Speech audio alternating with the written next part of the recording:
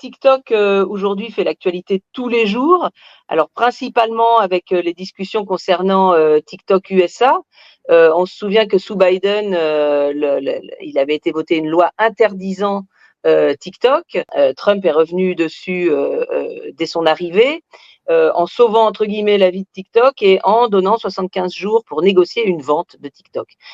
Donc TikTok, bah, c'est chinois, ça appartient à ByteDance et donc c'est un réseau qui est donc fait par des entrepreneurs assez récents puisque ByteDance a été créé en 2012 et qui est un réseau puissamment divertissant qui aujourd'hui est fait de vidéos courtes et amusantes.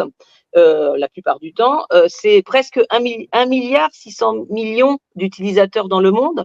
170 millions aux USA et 25 millions en France. Ce qui le caractérise, c'est que il est assez emblématique de la génération Z, mais même jusqu'aux moins de 40 ans. Je crois que c'est probablement une des applis qui est les plus sous-estimées du point de vue adulte. Là où le méchant, c'est Zuckerberg.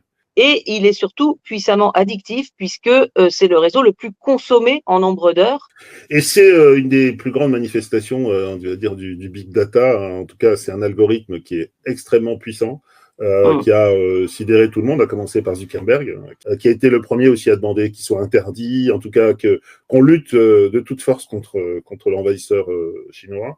La puissance de l'algorithme, elle est basée d'abord sur cette For You page, donc vraiment la page qui vous est consacrée, qui se repose sur beaucoup de données à la fois comportementales. Est-ce que vous avez l'habitude de liker? Qu'est-ce que vous likez? La complétion, etc. Et donc, qui est très, très efficace. Il y a aussi le fait que, comme c'est court, c'est pas très engageant, entre guillemets. Et donc, il a une motivation un peu différente d'utilisation.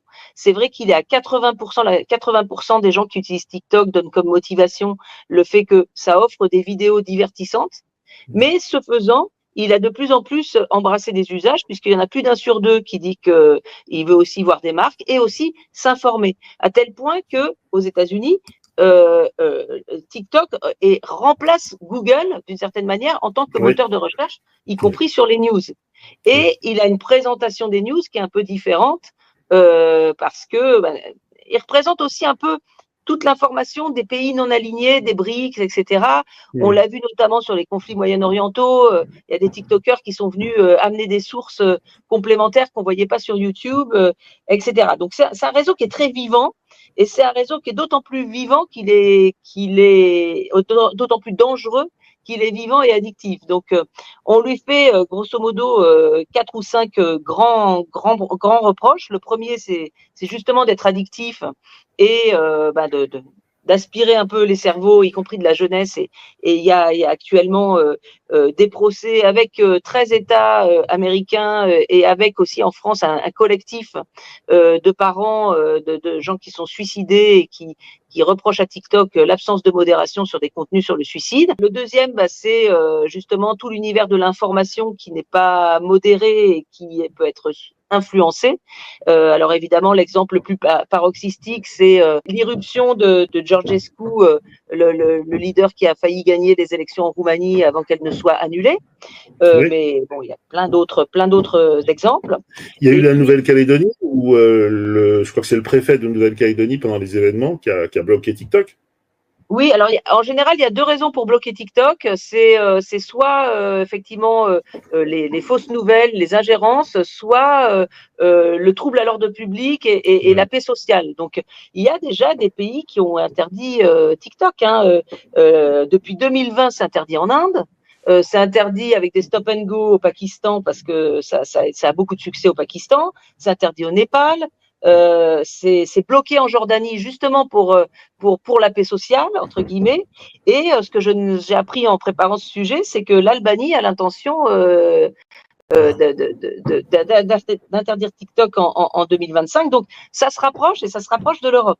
Alors en Europe, nous on a le DSA, c'est-à-dire qu'on n'interdit pas, on réglemente. Et donc aujourd'hui, on en est un peu à des démarches d'enquête. Il y a eu une enquête parlementaire en 2023 qui montrait vraiment l'opacité des réponses de TikTok qui donnent pas son organigramme. Alors on sait que TikTok France est une filiale de TikTok UK, qu'elle est séparée des USA, donc le fait qu'aux USA il y ait une vente de TikTok n'aura pas d'impact sur l'Europe.